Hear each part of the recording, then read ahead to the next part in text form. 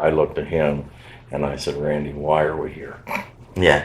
It's almost like God answered that question like now. Yeah, right now. It was, and to my, you know how you know when you know, or you can almost hear the Lord speak to you. And it just like he said to me, watch this. And that's when it happened.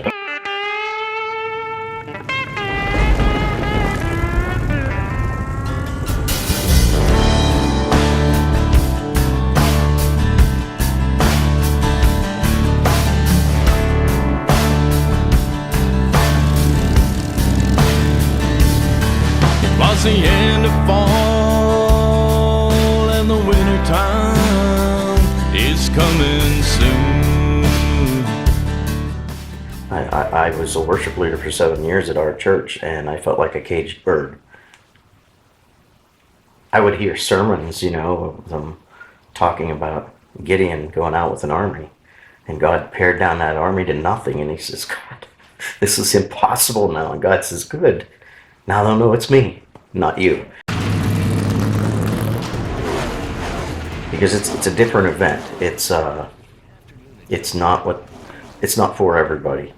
It's not what the average church person thinks of as ministry. When you walk in at first, basically it's the worst section. It's the party section of Dover. So is there a way we could come in, provide the music, and then somehow work it into ministry? What happens is for a full first day, they do nothing but provide music. And then we left.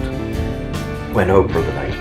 Dad and I kind of looked at each other and said, it was fun, but it's almost like we went back to bar. What I good left does this this do? lifestyle. Yeah. What am I doing here? Yeah, what are we doing? Then the second day comes in and rocked us.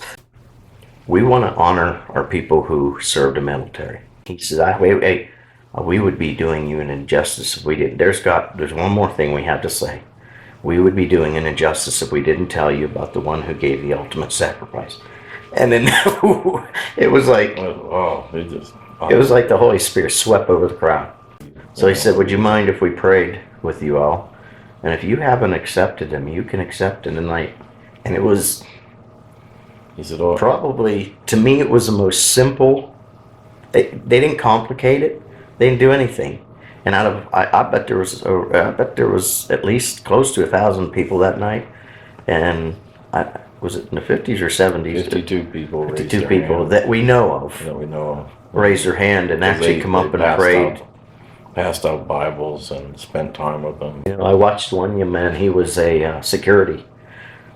Said his grandma had been asking him for months and months, please go to church with me. You know you've been raised better than this. Stop all this crap you're doing.